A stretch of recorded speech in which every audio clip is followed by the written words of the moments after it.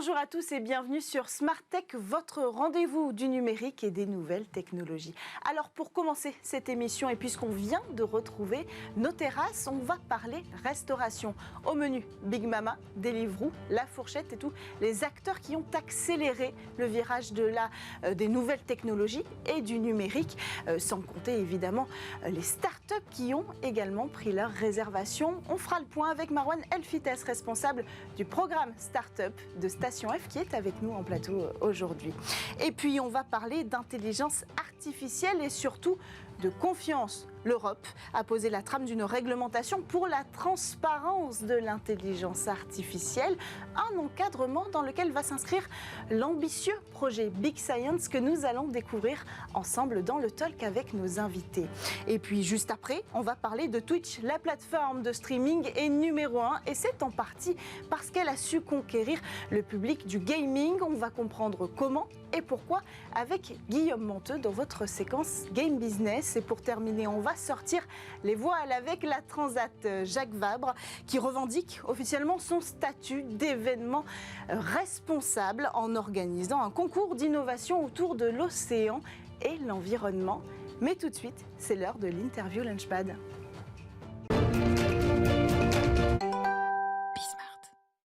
Marwan Elfites, responsable des programmes Startup chez Station F, est avec nous en plateau. Bonjour. Bonjour. Bienvenue sur le plateau de Smart Tech. Alors, avec vous, chaque semaine, on découvre les coulisses du plus grand accélérateur de start-up européen aujourd'hui. Et on va parler du secteur de la restauration et de ses liens avec la tech, parce que ce secteur, on l'a dit, notamment à cause de la pandémie, a dû renforcer ses liens avec les nouvelles technologies. Et puis, il y a un exemple fort qui touche directement Station F, c'est Big Mama. Effectivement, il y a pas mal de choses qu'on peut voir depuis un an, qu'on a pu voir depuis le week-end dernier. Alors, je ne sais pas si vous avez pu faire une terrasse, mais les terrasses sont pleines. C'est très dur d'accéder au restaurant. Et puis, du coup, ça pose pas mal de questions de voir comment la technologie peut aider tout ça. Alors, effectivement, Station F, l'un des plus gros startups campus du monde, a aussi l'un des plus gros restaurants au monde. C'est la Felicita qui est opérée par Big Mama. Et c'est intéressant de voir comment ils ont géré cette fameuse crise. Les deux personnes qui ont fondé Big Mama sont deux entrepreneurs assez expérimentés. Ils ont lancé beaucoup de restaurants à Paris, Lille, Lyon, Londres. Et la Felicita étant le plus gros. Ils ont lancé pas mal d'initiatives, notamment une nouvelle marque qui était uniquement destinée à la livraison Napoli Gang, notamment. Alors que c'était un restaurant qui reposait sur l'expérience physique. Donc c'est intéressant de voir que même eux se sont lancés là-dedans.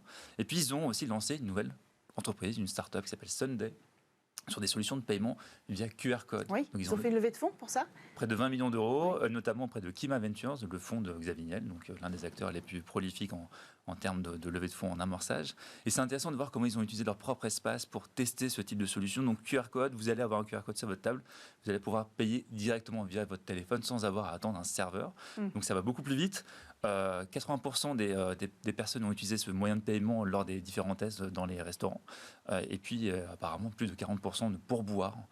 Ce qui montre que c'est un véritable impact. Les gens ne veulent pas attendre, veulent commander, payer et partir tranquillement. Alors, au programme aujourd'hui, on va aussi parler des IPO événements ces derniers mois. Il y en a eu beaucoup. On peut commencer par là et peut-être par Deliveroo à Londres qui ne s'est pas du tout passé comme prévu. Ah oui.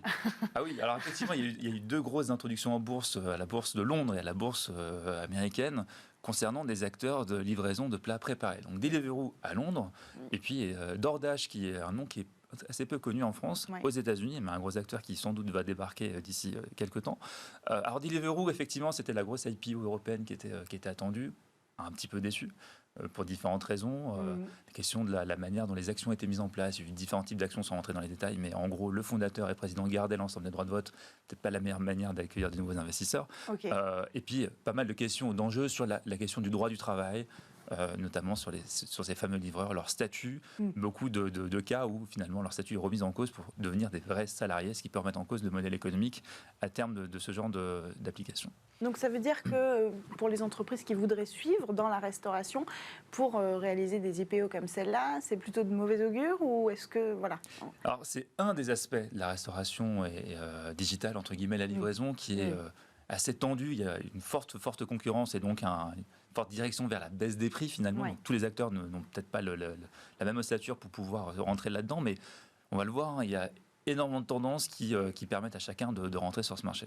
Alors, quelle technologie, d'un point de vue un peu plus macro, on peut trouver pour accompagner la transformation de ce secteur-là aujourd'hui? On va avoir des grandes tendances. Effectivement, on va sur la partie paiement. Alors, je parlais de Sunday du groupe Big Mama, en tout cas opéré par les opérateurs, les fondateurs du groupe Big Mama. Ouais.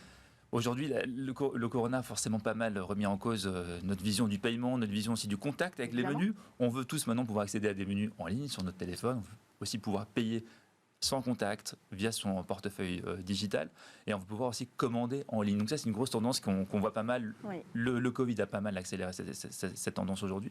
On va voir aussi l'automatisation dans les cuisines. Alors, il ne s'agit pas du tout de remplacer les chefs, impossible, on n'y est pas du tout. Non. C'est pas du tout l'objectif. Pas aujourd'hui en tout cas. Pas aujourd'hui. Pas demain non plus.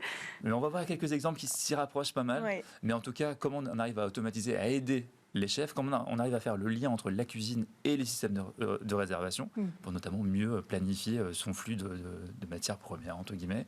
Et puis, forcément, le système de réservation en ligne, comment on arrive à avoir une stratégie omnicanal. Les restos, c'est aujourd'hui comme les hôtels. Il y a différents canaux maintenant de distribution. Donc, ce sont vraiment les grosses tendances qu'on va voir. Et puis, les dernières, on parlait de Deliveroo, DoorDash notamment. Derrière tout ça, il y a la question de la fidélisation. Comment on arrive à gérer et avoir du turn sur son application. Et donc, derrière tout ça, il va falloir avoir un système de gestion, d'optimisation de ces données pour mieux comprendre les besoins de sa clientèle. Donc, beaucoup d'algorithmes quand même derrière les prochaines tendances. Hein. Toujours. Encore une fois, on peut revenir sur quelques exemples à Station F précisément, des applications de ces technologies. On a évoqué peut-être de remplacer des chefs, mais avant, il doit y avoir d'autres exemples un petit peu plus terre à terre. Bien sûr. On peut citer Eats Easy, par exemple, qui va reprendre pas mal de ces tendances macro qu'on citait, qui s'arrête sur un constat, c'est que l'expérience du restaurant a déjà été digitalisée sur pas mal d'aspects, notamment sur la partie livraison, on en parlera encore, mais aussi quid finalement de l'expérience au sein du restaurant. Oui. Comment on arrive à digitaliser ça? Donc, ils se sont pas mal intéressés notamment au pain point, donc au challenge qu'on rencontre lorsqu'on va dans un restaurant, le temps d'attente, la question du paiement, et notamment lorsqu'il y a des gros flux lors des pauses déjeuner, c'est assez compliqué. Donc, comment on arrive à résoudre tout ça? La solution de Eats Easy, c'est d'arriver avec une seule solution, d'agréger l'ensemble de la chaîne finalement, comment on arrive à finalement réserver son restaurant, comment on arrive à commander même en avance son menu. On n'a plus qu'à manger. C'est ça l'idée, à passer un bon moment. On n'a même pas à payer entre guillemets parce que c'est déjà intégré dans le système. C'est que c'est comme un Uber, vous n'allez pas sortir votre carte bleue suite au trajet, c'est déjà intégré dans le système. Et donc, vous savez, cette fameuse gêne que vous avez, il faut partager la note entre collègues ou des amis, c'est déjà pré-géré par l'application. Ok, d'accord. Et donc, Eats Easy, c'est une solution B2B2C, donc c'est à destination du client final. Le restaurateur n'est pas un client, est un partenaire. La solution n'est pas payante pour lui, ça lui permet d'avoir un petit digital en plus pour mieux gérer. Et donc, la startup va se rémunérer sur une commission finalement sur la facturation finale. Ok. Autre exemple peut-être Autre exemple, on peut penser à Trevisor. Oui. Trevisor, toujours dans cette notion d'expérience utilisateur. Là, c'est vraiment pour la restauration d'entreprise. Donc, on le voit, un Trevisor, solution vraiment d'intelligence artificielle qui va scanner vos aliments. Alors, pourquoi? On va notamment... donc ces fameux restos self-service où la question du temps d'attente et du paiement en caisse peut prendre du temps dans des grandes entreprises. Oui. Donc là, ici, on va pouvoir scanner son plateau repas. Donc à une borne qui va détecter les aliments, qui va même détecter les produits pré-packagés, donc par exemple des yaourts, pour pouvoir les reconnaître, et ensuite voir les aliments qu'on commande et pouvoir payer directement. Okay. Donc c'est assez impressionnant, c'est des chercheurs qui sont derrière, c'est aussi une sorte de spin-off d'une autre startup qui s'appelle Foodvisor, qui utilise la même technologie de reconnaissance des aliments qui va permettre de voir les aliments que vous êtes en train de manger, le rapport nutritif. Mais ça pourrait intéresser aussi les chaînes, ça, de restauration. Les chaînes de restauration, effectivement, ça peut même dépasser le secteur de la restauration sur la distribution alimentaire, où il faut scanner des fruits et légumes. On peut aussi penser à des cas d'usage dans les hôpitaux, non pas avant, mais après le repas, où on peut voir finalement et scanner le plateau repas après l'alimentation du patient, et voir finalement ce qui a été pris ou pas, et d'en détecter peut-être des carences alimentaires. Donc il y a un cas d'usage assez fort. Il y a un déploiement qui s'effectue chez Elior, qui est le 4e groupe mondial au niveau de la restauration d'entreprise.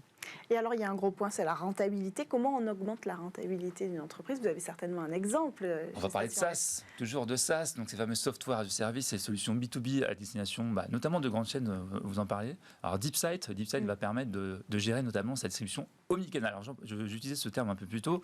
On parle des hôtels. Les hôtels, par exemple, vont pouvoir gérer des réservations par différents canaux. Un booking en direct, via du Airbnb, etc. Il faut arriver à gérer ça. Les restos, c'est exactement pareil. Il y a tout un mix à gérer. Encore plus maintenant avec les habitudes qui sont liées suite à la pandémie. Il y a du click and collect à gérer, il y a de la restauration sur place, il y a des livraisons en direct, il y a des livraisons via des partenaires tiers comme des Uber Eats. Il faut rassembler toutes ces solutions. Il faut rassembler tout ça, il faut aussi pouvoir prédire. Et donc avec DeepSide, vous allez pouvoir avoir une plateforme de gestion de l'ensemble de votre chaîne de cuisine, gérer vos stocks, vos achats, vos matières premières, et pouvoir avoir un modèle prédictif, notamment de revenus et de gestion de vos matières premières. Bon alors, un dernier exemple, parce que c'est mon préféré, très technologique. On parlait de remplacer peut-être en quelques mots, parce qu'on arrive au terme de cet entretien, on parlait de remplacer le chef. Là, c'est Pazzi qui permet tout simplement c'est une chaîne de restauration automatique où il n'y a pas de chef, pas d'humain en cuisine, c'est un robot. Alors, tout est hyper bien illustré ici. Vous allez avoir le robot qui va découper la pâte, l'étaler, mettre la sauce tomate, les ingrédients. Robot intelligent qui va pouvoir aussi détecter s'il y a des trous dans la pâte et en refaire une autre. Pouvoir aussi commander des ingrédients qui manquent directement chez le fournisseur. Il y a un restaurant qui est ouvert à Val d'Europe déjà, il va y en avoir un autre qui va ouvrir à Beaubourg et puis d'autres qui vont aussi s'enchaîner. C'est des modèles très très intéressants où la rentabilité doit être attendue sur du long terme parce que sur un restaurant, forcément, ça coûte très cher d'avoir une machine. Apparemment, si on se fie au fondateur, c'est près d'1 million d'euros pour développer le premier prototype de robot. Oui. Mais sur le long terme, forcément, ça peut être très rentable. Et puis, il y a le côté image aussi, marketing, qui fonctionne énormément. Alors, on arrive au terme de cet entretien ensemble, Marion Fitane. Évidemment, il y a encore des challenges qui vont entourer ce secteur de la restauration, avec des introductions en bourse. Et puis surtout, il y a les dark kitchens aussi. On n'a pas eu le temps d'en parler. Les fameuses. On en reparlera sur ce plateau, évidemment. Merci, Marouane Elfites, responsable des programmes des startups de Station F, d'être venu sur le plateau comme chaque semaine. On passe, quant à nous, au talk.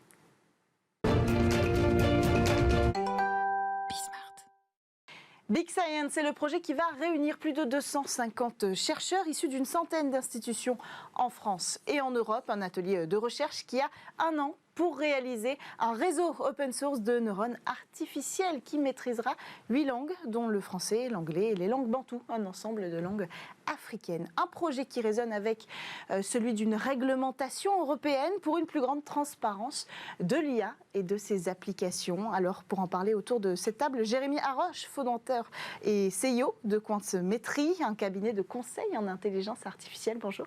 Bonjour. Bienvenue sur ce plateau. Alors, vous avez publié chez Quantmetry en mai dernier un livre blanc intitulé IA de confiance du concept à l'action, dont l'objectif est entre autres d'expliquer aux entreprises les critères retenus par l'Europe dans la constitution d'une IA de confiance. Avec nous également Raphaël Godoff, responsable commercial de la partie calcul haute performance de Hewlett Packard Enterprise pour la France. C'est justement un de vos supercalculateurs, un HPC, le Janzei, installé à Orsay, qui sera utilisé pour le projet Big Science. Bonjour. Alors, bonjour, merci à tous les deux de nous avoir rejoints aujourd'hui pour ce talk autour de l'intelligence artificielle, de la confiance et de Big Science. Alors, première question, en quoi va consister ce réseau neuronal open source? Je me tourne vers vous, Raphaël Godoff. Alors, l'objectif, déjà, effectivement, c'est d'entraîner un très, très grand réseau de neurones qui a pour but de développer des modèles de langage multilangue. Donc, l'objectif, c'est effectivement, après, en termes d'application, de pouvoir travailler sur des domaines comme la traduction, comme les chatbots, et de pouvoir avoir un modèle qui soit très, très gros, et qui puisse être ensuite utilisé dans beaucoup d'applications qui utilisent aujourd'hui le traitement du langage naturel. Et pour entraîner ces modèles, on a besoin de très grosses machines, et c'est l'objet de ce projet qui va tourner sur un supercalculateur qui est installé dans le centre de calcul du CNRS, qui s'appelle l'IDRIS. Et qui est prêté donc pour combien de parts d'heures Alors, il y a 5 millions d'heures qui ont été allouées aujourd'hui sur cette machine. Ça fait une très très grosse puissance. Pour vous donner une idée, sur une machine qui a aujourd'hui 2700 accélérateurs, une très très grosse machine, cette puissance de calcul, 5 millions d'heures, ça représente à peu près 3 mois à plein temps de l'utilisation de cette machine. Donc c'est une puissance considérable et c'est ce qui est nécessaire pour faire tourner ces entraînements qui permettent de développer ces très très grands réseaux de neurones. Alors l'ambition, c'est de faire de l'Europe un acteur d'excellence face aux géants américains, on peut le dire, comme Google par exemple, qui ont développé bien sûr leur propre NPL, Jérémy Haroche. Oui, alors je pense que aujourd'hui, l'intelligence artificielle cherche un petit peu ces nouveaux terrains de compétition. On sait que la thématique de la perception en est un. En particulier, le langage est aujourd'hui encore une barrière qui n'a pas tout été franchie. Même nous, en tant que simple utilisateur, quand on utilise notre téléphone pour demander des instructions, parfois il nous comprend pas tout à fait. Et en plus, on se limite un petit peu. On lui dit des choses simples.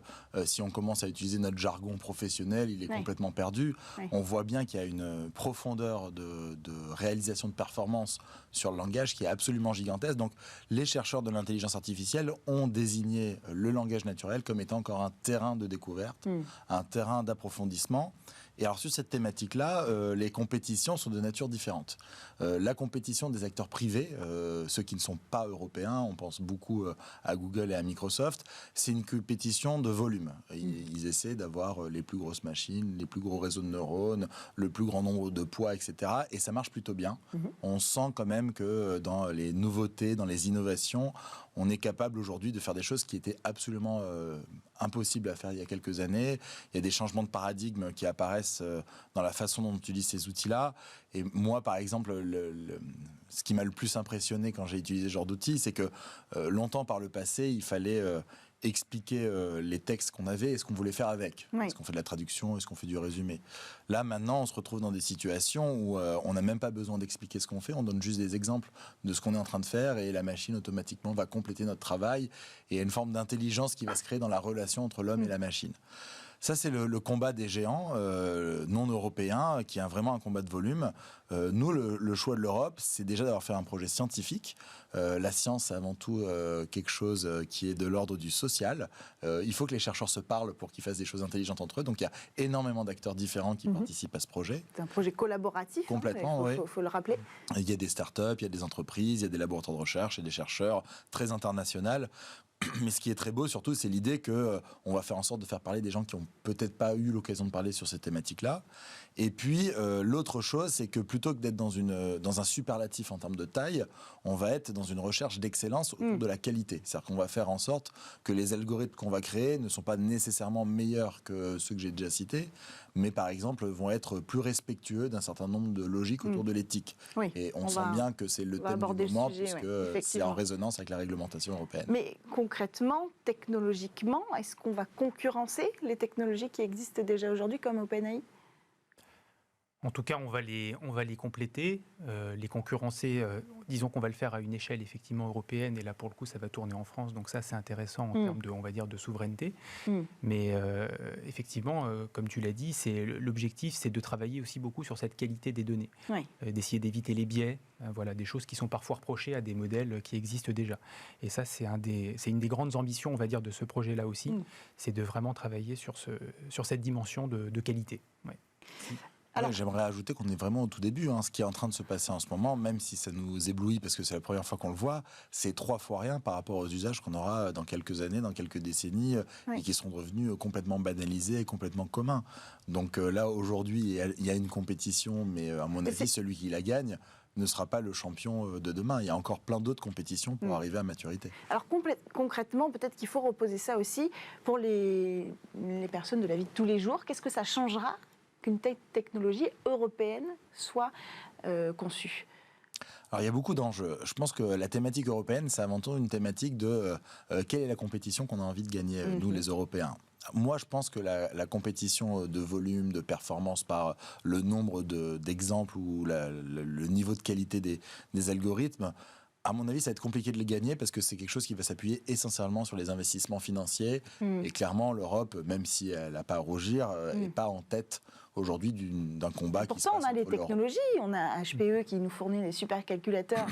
Enfin, on a les technologies aujourd'hui pour aller jusque-là. Oui, mais il faut comprendre qu'on est vraiment sur des courbes qui sont exponentielles. Les technologies qui sont déjà acquises sont ridicules par rapport à celles qui vont encore devoir être trouvées demain et qu'on est capable de parcourir cette trajectoire. On est déjà en retard au terme de budget, c'est ça que vous dites ?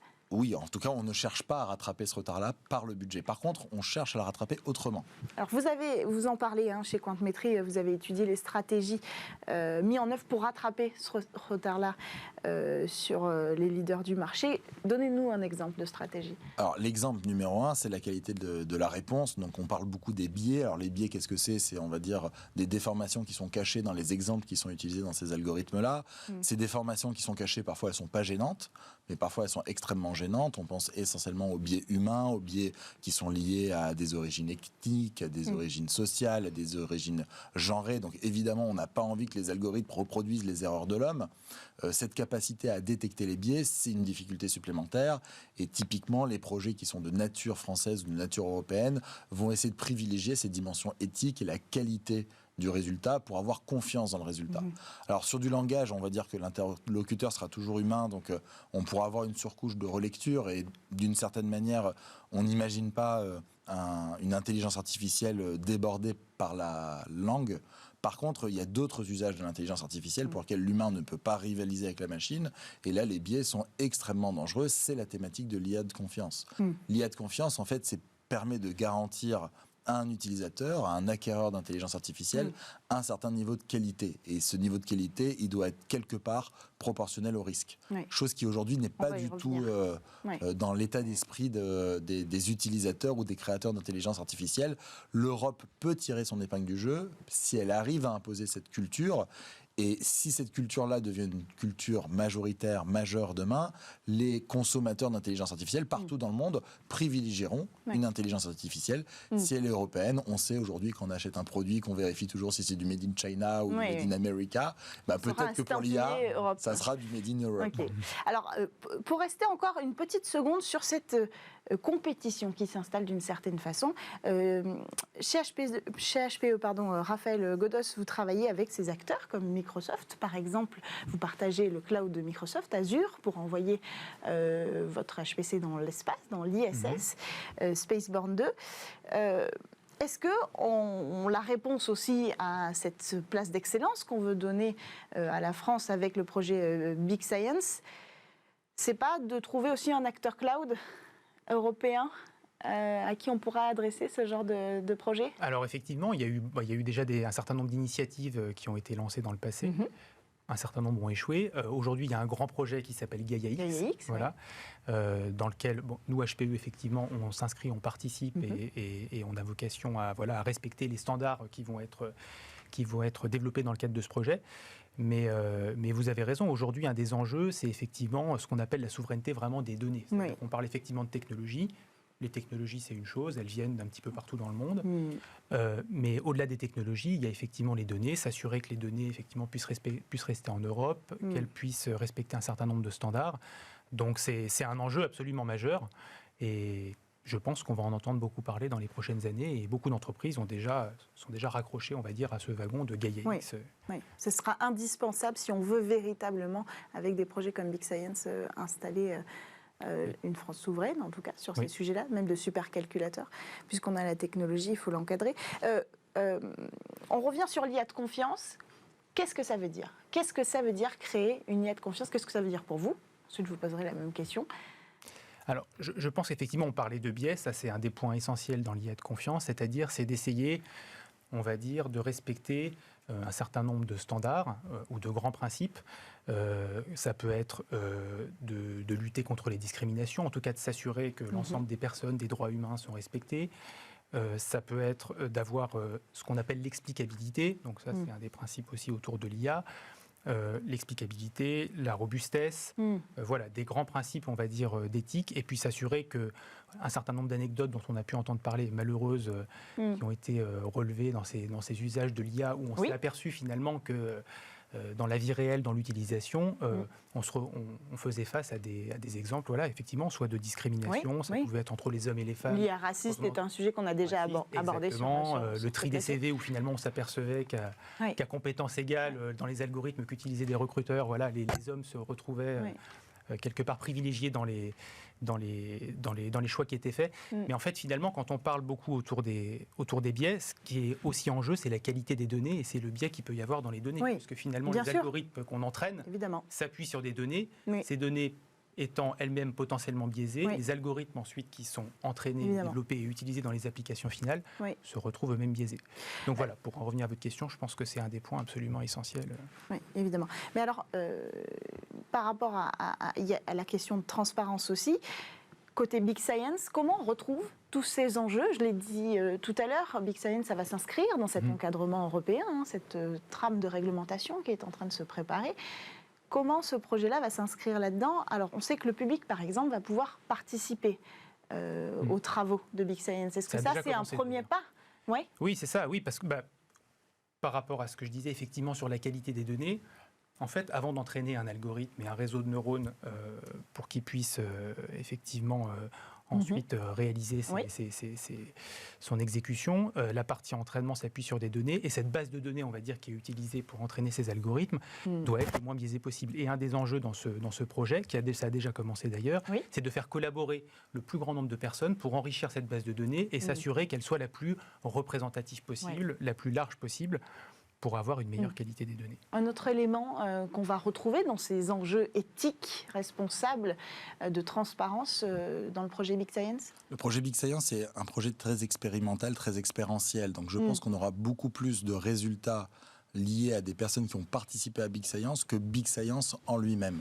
En fait, c'est un moyen de stimuler la créativité des acteurs qui travaillent sur des sujets de compétences très proches les uns des autres et leur dire, voilà, travaillez ensemble, travaillez avec des moyens qui sont très larges et travaillez avec des enjeux, un cadre, des contraintes qui sont celles qui définissent notre code culturel européen. C'est pour ça qu'il y a des enjeux extrêmement importants autour de la confiance. Le point qui est important, qu'il faut comprendre, c'est que la confiance, c'est quelque chose qu'on ne mesure pas dans l'IA, qu'on mesure tout le temps. L'indice de confiance, c'est l'indice des marchés boursiers, c'est l'indice de l'économie, c'est l'indice de la consommation, c'est l'indice du bien-être économique d'une société. On ne résume pas la société que la dimension économique, mais elle est absolument essentielle. Et sans confiance, il n'y a pas de bonheur économique. L'IA de confiance contribue à créer cette confiance-là. Et donc, il y aura d'autant plus d'usage, d'utilisation, de transactions dans l'intelligence artificielle qu'il y aura de la confiance. Donc, c'est absolument incontournable de mettre en place cette confiance. Et pour ça, il y a l'éducation. Alors, vous avez raison. Évidemment, il y a l'éducation. À quel point des projets comme Big Science et d'autres vont dépendre de l'éducation du public à l'IA et qui on va éduquer d'ailleurs? Je parle du public, du grand public, mais vous parlez d'entreprise, vous, par exemple? Alors, je pense que ce qui est important aussi de comprendre, c'est de ne pas tomber dans le piège que certains algorithmes seraient de confiance et d'autres algorithmes ne seraient pas de confiance. En fait, c'est un peu plus compliqué que ça. L'intelligence artificielle, c'est beaucoup plus un projet qu'une solution, et un projet, c'est des personnes qui sont en train d'y travailler, et donc les enjeux de confiance se font aussi dans l'entreprise, elles se font aussi dans l'organisation et la gouvernance de l'entreprise. C'est aussi des enjeux qui doivent concerner l'ensemble des membres de l'entreprise et au plus haut niveau, les décideurs de l'entreprise pour être capables d'orienter, de donner une vision dans la façon dont la donnée va être utilisée, la donnée de leurs collaborateurs, la donnée de leurs clients, la façon dont l'intelligence artificielle va leur permettre de prendre des bonnes décisions dans ce cadre de confiance-là. Et donc, il va falloir, en plus de cette IA de confiance, d'avoir des processus de confiance dans l'usage de l'IA dans les entreprises. Et parmi les processus de confiance, on a cité quelques-uns sur l'explicabilité, la transparence, la capacité à avoir une certaine robustesse, la possibilité de versionner, donc de revenir en arrière pour comprendre les erreurs du passé, ou carrément la possibilité de débrayer et de revenir dans un système normatif sans intelligence artificielle en cas de suspicion de problème. Mais l'enjeu numéro un, c'est les utilisateurs. Et les utilisateurs, ils doivent être formés. Et là, aujourd'hui, on se retrouve dans plusieurs aberrations. La première aberration, c'est que les spécialistes de l'intelligence artificielle ne sont pas particulièrement formés à l'intelligence artificielle de confiance. Il y a un retard qui est lié aux formes de décalage entre les formations professionnelles universitaires et des grandes écoles. Aux localisations aussi, on n'a pas la même culture peut-être en France quand on fait des recherches autour de l'intelligence artificielle qu'aux États-Unis. Là, j'ai plutôt envie de dire que le niveau est bas pour tout le monde, même s'il peut être différent d'un endroit ou à un autre, le niveau est plutôt très bas. Donc, pour l'instant, je pense que ce qu'il faut faire, c'est introduire des cours sur ces thématiques-là pour faire en sorte de réduire ce décalage entre la formation initiale et l'attente du marché. Ça, c'est pour les spécialistes. Mais les spécialistes sont seulement les créateurs, les initiateurs de l'intelligence artificielle. Le plus important, c'est le grand public, parce que c'est les personnes qui vont l'utiliser. Et là, aujourd'hui, on est plutôt dans une intelligence artificielle qui s'appuie sur l'ignorance des utilisateurs. On ne sait pas vraiment où sont nos données, on ne sait pas vraiment quand est-ce qu'elles sont captées, on ne sait pas vraiment quel type d'usages sont faits à partir de ces données-là. Donc l'enjeu principal, ça va être d'expliquer qu'est-ce que c'est qu'une bonne intelligence artificielle, qu'est-ce qui est une intelligence artificielle qui respecte la confiance et l'expliquer à tout le monde. Pour terminer, votre avis sur la question, Raphaël Godoff, et peut-être on parle du RGPD de l'IA. Est-ce que ce serait la solution? Qu'est-ce que vous en pensez d'un point de vue supercalculateur aussi, technologique? C'est vrai qu'effectivement, toutes ces initiatives qui sont lancées autour de l'IA de confiance, ça nous fait penser à ce qui a été fait sur le RGPD. Et un des moyens, en particulier là plutôt pour les entreprises aussi, et pour rassurer on va dire, le grand public et les consommateurs, ce serait peut-être à un moment d'imposer, on va dire, ces standards, comme vous dites, peut-être un RGPD de l'IA, qui permettrait aussi aux différents acteurs de se soustraire et vraiment d'être contraints, on va dire, par un certain nombre de règles qui pourraient être édictées dessus. Donc je pense que on n'en est pas encore au stade du règlement. Pour l'instant, il y a des réflexions. Effectivement, il y a eu ce livre blanc qui a été publié par la Commission européenne, mais c'est le genre de choses qui peut aboutir à des choses, on va dire, plus contraignantes et qui permettront, la contrainte, c'est aussi une façon de rassurer...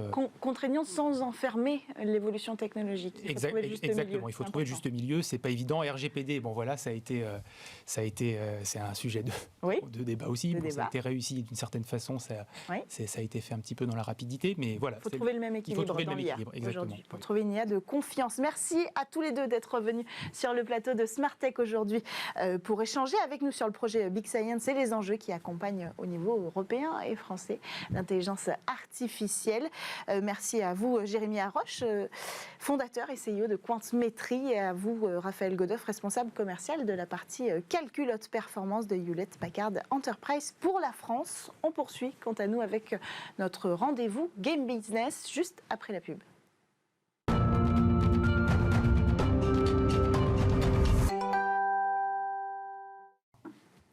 Guillaume Monteux nous a rejoint en plateau comme tous les mercredis, président de Gatsby, société spécialisée dans l'in-game advertising. Bonjour Guillaume, bonjour, merci Cécilia. D'être avec nous.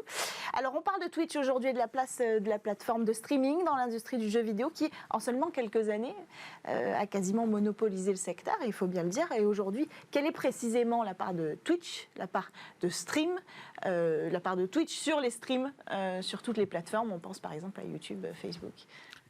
Twitch, sans surprise, était déjà numéro 1 il y a un an et est toujours numéro 1.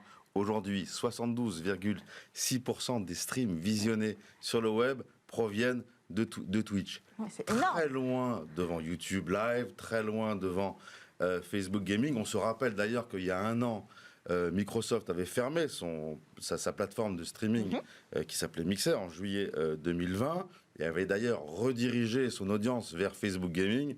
Rien n'y est fait. Twitch est toujours très largement devant. Ouais. Le streaming aujourd'hui, ça fait partie entièrement des pratiques qui entourent le jeu vidéo. C'est quasiment indissociable. On va voir des jeux vidéo. Alors qu'est-ce qu'on fait justement? Et quelle est la part business de l'industrie du jeu vidéo qu'on peut attribuer à Twitch? Écoutez, le premier trimestre 2021, Twitch, c'est plus de 6 milliards d'heures visionnées. C'est énorme. Ouais. Ça fait un trend sur un an de 25 milliards d'heures de visionnage.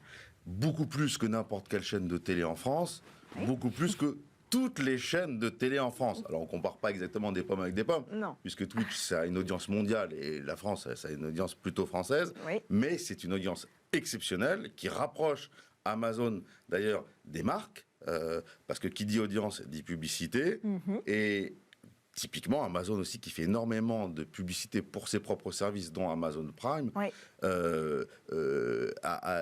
jouit d'une notoriété énorme. Et son service Amazon Prime, d'ailleurs, fait un carton auprès des jeunes.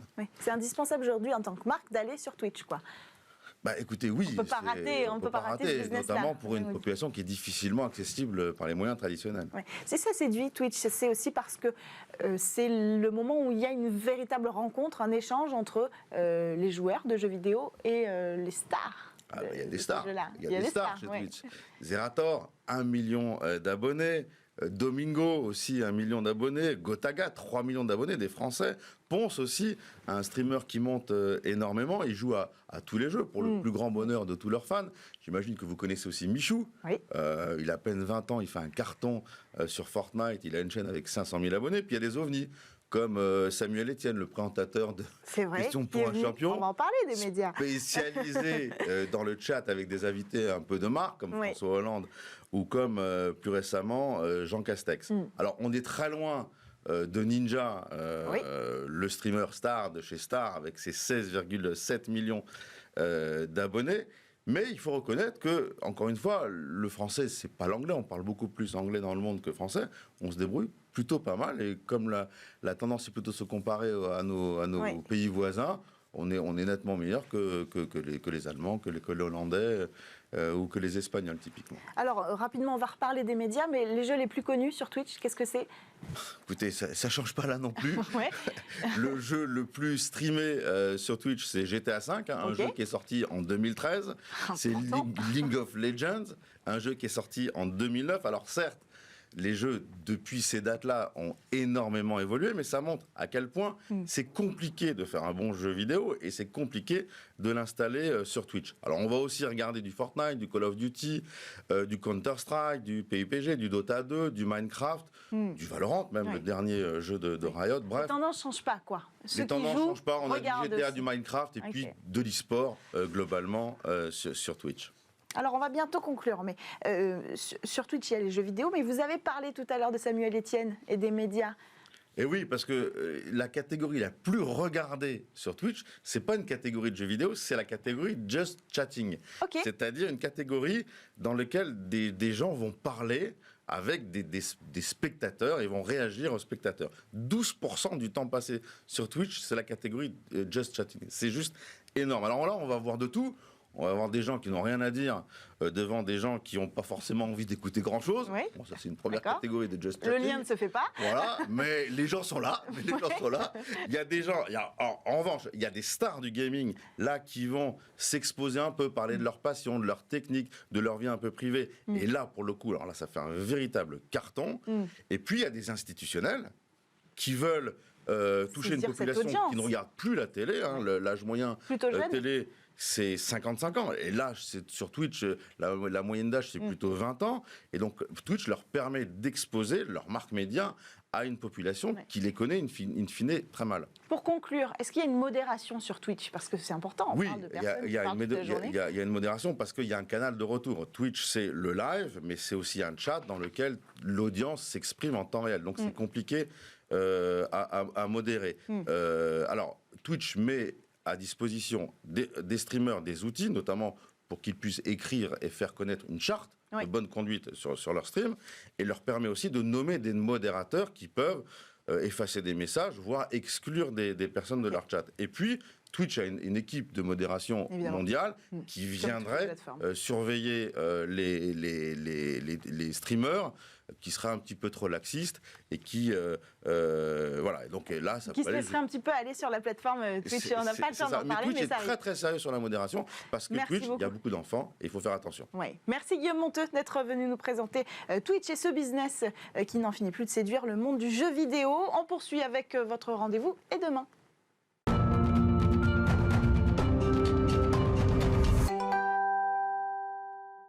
La course à la voile Transat Jacques Vabre organise cette année un concours, le Challenge Innovation, Océan et Environnement. Pour en parler avec nous en plateau, Caroline Caron, directrice de la Transat Jacques Vabre Normandie-Le Havre. Bonjour.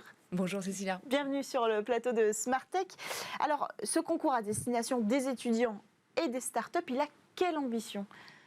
Alors, il a vraiment pour ambition de faire travailler notre environnement, donc les start-upers et les étudiants, sur des solutions innovantes, durables, autour de notre terrain de jeu. Donc vraiment l'innovation. Donc on a choisi quelques thématiques, donc notamment 3 qui nous tiennent à cœur, qui sont les énergies renouvelables, la préservation de la biodiversité et l'économie circulaire. Ça, ce sont des enjeux qu'on retrouve à la fois dans la Green Tech et l'Océan Tech, c'est ça ?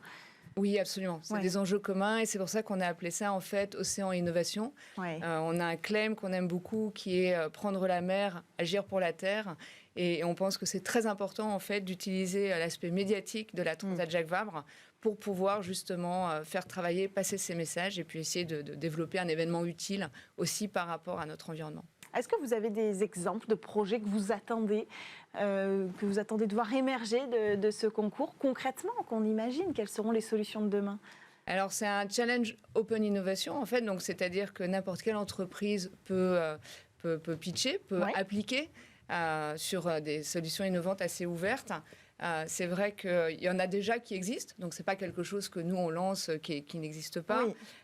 Mais en revanche, c'est toujours très intéressant de voir le type de projet. Alors, ça va par exemple, à des nouvelles applications où c'est très citoyen, très collaboratif. On utilise aussi des datas existantes, mais qu'on ne sait pas forcément comment faire parler. Donc un exemple, c'est j'ai une application, je me balade en mer, je prends une photo parce que je vois un déchet. Et en fait, l'application va mesurer le déchet, va le typer et puis va l'envoyer à une banque de données pour dire voilà, j'ai rencontré tel déchet, mesuré tant. Et ça, c'est quelque chose qui est finalement à la portée de tous et qui va aider collectivement à réduire, à impacter, à savoir où ils sont, comment est-ce que ces déchets... C'est un peu triste de parler de déchets comme une entité vivante, mais comment est-ce qu'ils évoluent, ils ont un parcours, ils ont une vie. Mais c'est le cas. La notion de dépollution n'est pas forcément la cible première des projets d'innovation que... Alors, on a une partie traitement des déchets, c'est très important. Nous, dans nos axes à horizon 2025, nous aimerions, je dis bien nous aimerions parce qu'on sait tous à quel point les enjeux environnementaux sont difficiles, être sur un zéro déchet. On a un partenaire notamment qui est Jacques Vabre avec le Mar de Café qui justement travaille énormément sur ces problématiques. Mais c'est vrai qu'il y a par exemple sur la dépollution, on utilise à l'heure actuelle des algues qui vont remplacer des pesticides qui viennent de la mer, qui sont traités, qui sont cultivés de manière durable et responsable. Et ça, typiquement, ça permet également ces axes de dépollution. Donc ça fait partie sur cette préservation de la biodiversité, entre guillemets. C'est un sous-angle par rapport à un tiroir de ce thème-là.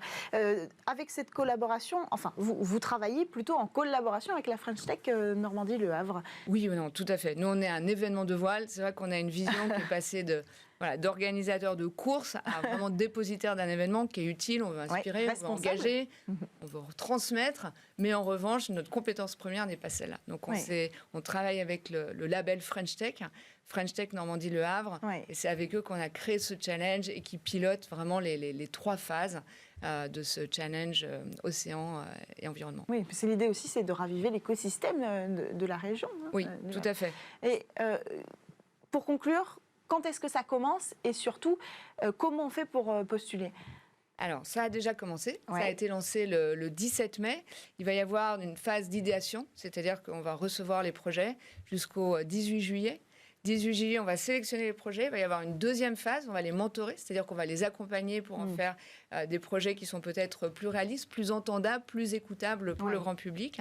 Et sur cette troisième phase, il y aura une phase finale de pitch qui va se dérouler sur le village de la Transat Jacques Vabre, qui a lieu du 29 octobre au 7 novembre. Et le jeudi 4 novembre, les 6-8 projets qui ont été mentorés, accompagnés, vont pitcher en live, en fait, à la Cité Numérique, sur le bassin Paul Vatim, devant des membres du jury. Et on va retenir 2 projets gagnants. Et s'ils gagnent, je crois qu'ils peuvent être hébergés à la Cité Numérique, c'est ça ? C'est exactement ça. Donc on a 3 volets pour les 2 lauréats, un lauréat étudiant et un volet start-up. Donc on a un accompagnement à la Cité Numérique pendant de 6 mois à 1 année. Après, on a un hébergement et puis après, nous, on les suit, on les emmène avec nous avec tout l'écosystème de la Transat Jacques Vabre qui soit médiatique et en utilisant vraiment toute la caisse de résonance de l'événement et nos partenaires, Région Normandie, Ville du Havre et Transat Jacques Vabre. Merci beaucoup Caroline Caron, directrice de la Transat Jacques Vabre Normandie Le Havre, d'être venue avec nous présenter ce nouveau concours Innovation. Merci à vous tous de nous avoir suivis dans cette édition de Smart Tech. Tout de suite, c'est l'heure du Lab. Et pour Smart Tech, vous retrouvez votre émission demain avec Delphine Sabatier. À demain.